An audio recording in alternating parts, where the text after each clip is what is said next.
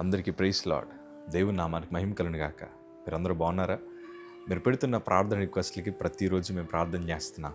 మా ఆశ అంతా ఒకటే, ఎక్కడైతే మీరు ఓడిపోయారో, ఎక్కడైతే తృణీకరించబడ్డారో, ఎక్కడైతే వెలివేయబడ్డారో అదే స్థలంలో నా ప్రభు మీ అందరిని హెచ్చించబోతున్నారు.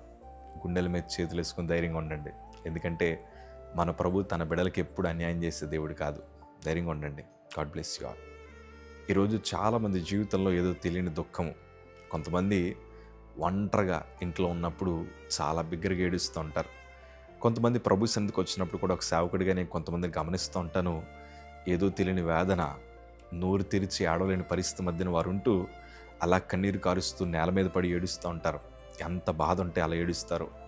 కానీ వారు ఏడుస్తున్నప్పుడు ఒక సేవకుడిగా నాకు అనిపిస్తూ ఉంటుంది, ఈరోజు వారు ఏడుస్తున్నారు కానీ ఆ కన్నీటికి తగిన ప్రతిఫలాలు నా ప్రభు ఇవ్వబోతూ ఉన్నారు. ఈరోజు నువ్వు ఎందు నిమిత్తం ఏడుస్తున్నావో నాకు తెలియదు కానీ అయ్యా, దేవునికి సమస్తము తెలుసు. కొన్ని బాధలు మనల్ని వెంటాడుతూ ఉంటాయి. ఈ మధ్యన కుటుంబ సమస్యలు చాలా ఎక్కువైపోయాయి, అప్పుల బాధలు చాలా ఎక్కువైపోయాయి. కొంతమంది మన బిడ్డలు డిఎస్సి ఎగ్జామ్స్ రాస్తూ ఉన్నారు, ప్రిపరేషన్ జరుగుతోంది. కొంతమంది ఉద్యోగాల కోసం చాలా ట్రయల్స్ వేస్తూ ఉన్నారు. కొంతమంది వివాహం జరగక ఎన్నో ఇబ్బందులు పడుతున్న వారు ఉన్నారు. కొంతమంది ఆరోగ్య రీతిలో ఎన్నో సమస్యలు అనుభవిస్తూ హాస్పిటల్కి లక్షలు ఖర్చు పెడుతూ ఒంటరిగా ఏడుస్తున్న కుటుంబాలు ఉన్నాయి. అయ్యా, నా 2 చేతులు జోడించి చెప్తున్నాను, ఈరోజు కన్నీరు కారుస్తున్నారు. రేపు ఎంతైతే కన్నీరు కార్చారో దానికన్నా రెట్టింపు సంతోషాన్ని నా ప్రభు మీకు ఇవ్వబోతూ ఉన్నారు. ఎందుకంటే నా ప్రభు కన్నీటి ప్రార్థనను తృణీకరించే దేవుడు కాదు, ఆ కన్నీటిని నాట్యముగా మార్చే దేవుడు ఆయన. నీ కన్నీరుని చూసి మనుషుల్ని తృణీకరిస్తున్నారేమో, నీ కన్నీరుని చూసి కొంతమంది నేను చులకనగా చేస్తున్నారేమో, కానీ కంగారు పడకు, దేవుడు నీ పక్షాన ఉన్నాడు. ఎందుకంటే ఓ రోజు హిజ్కియా ఏడుస్తున్నాడయ్యా, ప్రభు సన్నిధిలో పడి కన్నీరు కారుస్తున్నాడు.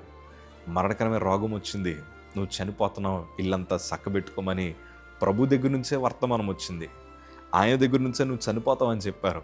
కానీ ఆయన మనస్సుని ఎలా మార్చాలో హిజ్కియాకి తెలుసు. హిజ్కియా గోడ తట్టు తిరిగి ప్రార్థన చేస్తున్నాడు. ఎంత ఏడుస్తున్నాడో, అతను రాజు స్థానంలో ఉన్నాడు.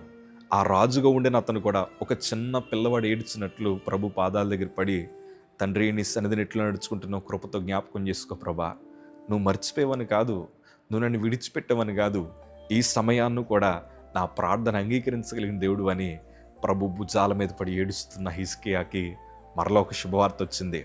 దేవుని ప్రవక్త నడిమిషాల దాటక మునిపే దేవుడు ఆయనతో మాట్లాడుతున్నాడు. అయ్యా, నా బిడ్డ ఏడుస్తున్నాడయ్యా, నా బిడ్డ ప్రార్థన విన్నానని చెప్పు, అతని కన్నీరు నేను చూచానని చెప్పు, అతనికి వెళ్ళి ఒక శుభవార్త చెప్పయ్యా, 15 సంవత్సరాలు అతనికి బహుమానంగా ఇస్తున్నాను, అతన్ని ఆడవద్దని చెప్పయ్యా, సంతోషంగా ప్రభు సన్నిధిలో నన్ను ఘనపరుస్తాడని చెప్పయ్యా అని దేవుడు గొప్ప శుభవార్తను తిరిగి పంపించినట్లే ఈరోజు ఏడుస్తున్న నీకు నా ప్రభు శుభవార్త పంపించబోతున్నారు.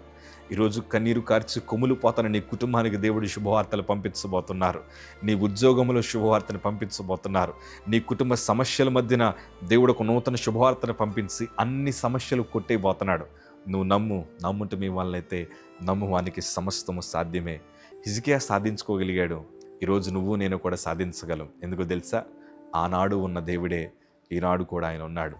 ఆనాడు ఏ మనసుతో ఆయన ఉన్నాడో ఈనాడు కూడా అదే మనసుతో ఆయన ఉన్నాడు. కనుక దిగులు పడకో, నీ కన్నీటిని తుడిచే దేవుడు ఆయన. Praise the Lord. God bless you.